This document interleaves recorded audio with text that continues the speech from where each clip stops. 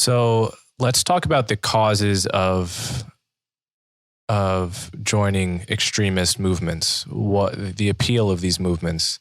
I think a lot of people don't see the appeal at all, and are therefore confused by why anyone would seemingly derail their whole lives when they have a lot to lose. Frankly, if you're born into semi-privileged circumstances, you have a lot to lose by dedicating your life to jihadism. But I think there's a certain, either just an innate personality type or a personality type that comes about as a consequence of life experiences that is so hungry for meaning and for purpose, that any ideology that comes to such a person and says, I understand exactly why you feel alienation in life. I know that you feel empty inside, and I know exactly why, and I have the answer. Mm-hmm. And there are different, obviously jihadism is one version of this. Any cult can be a version of this. Religions in general can be a version of this. Political ideologies can be a version of this. The alt-right, Antifa, QAnon, anything that comes in and just seeks to explain fully your life dissatisfaction and give you a scripted answer that comes with community and the chance to learn and rise in status in a particular community by using your mind and your intellect.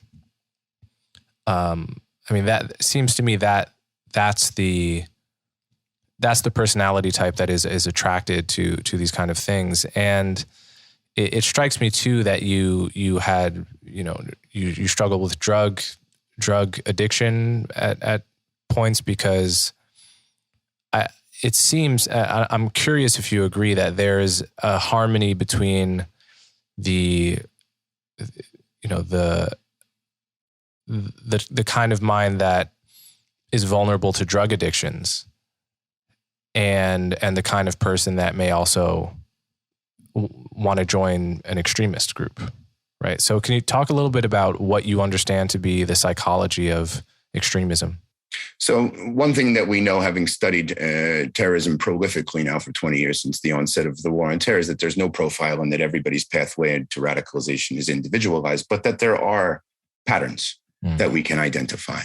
I do think that there's a strong similarity between the life of an addict and what makes a person susceptible to addiction, and that which is violent extremism or belonging to a movement that offers revolutionary change of the status quo. The reason that I say that is what we're learning about addiction now in the realm of therapy and substance abuse intervention and practice is that there's a very strong correlation between a high level of adverse childhood experience and susceptibility to addiction. So for most people, and some of the pioneers in this field are people like Gabor Mate, a specialist in trauma, and looking at those correlations, essentially what we find is that what addicts get out of the drug is not as important as what they get out of the culture. So what they get is they get community, and they sort of have their own culture with regard to their own ideology. It's a lifestyle, and it's a lifestyle that allows them to escape reality, because other than that, there was really nothing to live for. So even though this situation is not exactly the same, I do think that there are strands of similarity. And I do like to think that the more and more evidence that we collect, we'll find out more about how violent extremist ideologies function as an addiction. Hasn't been explored prolifically in the empirical literature, but there are some studies that suggest that's the case. Research on former far right-wing extremists shows that their level of adverse childhood experiences are at 4 or more, are 65%, whereas the base population of the United States is 13%. That's even higher than what you might call and classify as juvenile delinquents. But even the process of entering into a counterculture and the exhilaration that can be provided by the drug, if you think of the ideology that's associated with jihadism as a drug. So for me, I was an addict trying to cope and finding religion as a way to get out of my addiction. But what I realized, because for 14 years, Islam kept me completely sober, and I left all of jihadism behind. And as soon as I started to transform and change, I joined the program on extremism at George Washington University as a research fellow when I was when I went public as America's first former jihadist. And telling that story, re-traumatizing my own narrative, put me in a state where after 15 years, out of nowhere, I relapsed on cocaine, having never touched the substance. And my takeaway from that as a personal experience was that, wow, the ideology, I no longer adhered to it. But the minute that you removed it, it was like removing the drug that substituted for the cocaine. And all of a sudden, as relapse doesn't happen overnight, all of the indicators were there in retrospect that I was going to relapse, but I had forgot I was an addict. And so rather than learn how to cope and deal with the underlying traumas that made me an addict and then probably made me susceptible to radicalization, I relapsed. And as they say in recovery, relapse can be a part of recovery. And it made me dig deeper. And so one of the things my organization is exploring is this potential similarity between addiction and what we do to intervene with addiction effectively. You think about NA, it's social support. Yes, it's a substitute for the counterculture and the social support and the friends and the networks that individuals belong to in addiction. And that's basically what happens when a young kid explores this realm of jihadism or Antifa, or here's a person who's frustrated, feels like they're not being recognized, almost everyone. And there might not be utilitarian, right? In the sense that they might not be driven by utilitarian outlooks. Maybe for them, there is this need for sacredness. Maybe there's this need for meaning and significance. And that's what really pushes an individual into the interest. But it's not just that, and nor an ideology. It's the culture and the embeddedness, the community.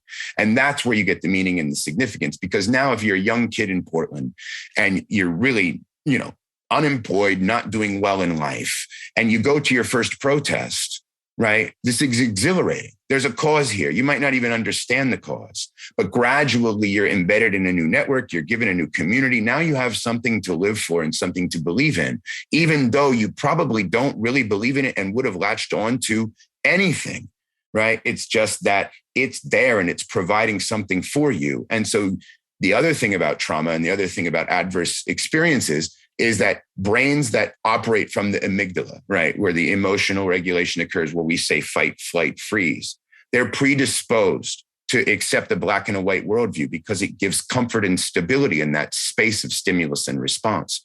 Whereas people that are stable and emotionally well-regulated, they will process emotions and move them to the prefrontal cortex where conscious, rational decisions are made. Traumatized people stay in that space. And if something brings them comfort, even if it's extremist or radical, it puts them in what they experience as a space of calm. And then they transition, when they solidify through their engagement in the network, they transition into the conscious, rational part of the brain, the prefrontal cortex, and they cement those views. And so they hold them as completely rational, even though the cognitive biases that are making them believe in them are actually faulty, but they lose that ability to live outside the black and the white, outside the us versus them. And it's comforting. Yeah.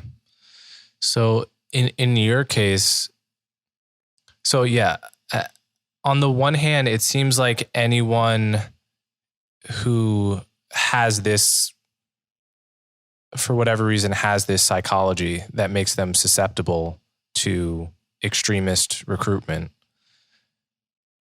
It seems like any group can be sort of as good as any other, but it also seems like the specifics matter in a person's life and makes you more likely, more vulnerable to recruitment by certain groups than others. So, for instance, in your case, you say you were reading Noam Chomsky as, I assume, a teenager, and had maybe partly from your father, kind of vaguely anti-U.S. Background. And so, do you think you could have been recruited with some different details in your life story to, say, like an alt-right style movement or a neo-Nazi movement, or would that have been too dissonant with what you believed? Well, for me, it's true, because the circumstances that I lived under was my father was an affluent, young, privileged kid turned rural American. So everybody in my community that would have been more open to alt-right ideas, who I was exposed to, and that was most of the community I grew up in and went to school with, was basically confused by the outsider that was my father. Long hair, ponytailed, marijuana smoking construction worker that seemed like he didn't come from around here. That being the case, I kind of rejected that. And then the other haphazard circumstance was they would bus me, because I had a pretty high IQ, they would bus me to the more elite, cross the bridge, so to say, sectors. So I had this weird life where my father was kind of this counterculturalist. The people that were working class, rural, white, poor were engaged in my life, but were scared of us because we were different. But then when they would ship me to the privileged schools, I would see the classism, right? So yes, that's a large degree. All of those specifics, right, definitely contributed to me while in high school and no one being able to recognize the abuse, running to the library and picking up Noam Chomsky, Norm Finkelstein and others. I mean, and anarchism, communism, because it's another form of counterculturalism. That was in my house, right? But the hypocrisy of that made me not want to be my father, so to say. But it was this idea of this community, this world, this reality, this culture that we call American culture. It doesn't have the depth that I need to heal me. So I was searching for something. And if someone would have came along and just given me a hug and said, something's wrong with you, we need to talk to you, I probably would have been okay. It just, unfortunately for me, it didn't happen. No one noticed.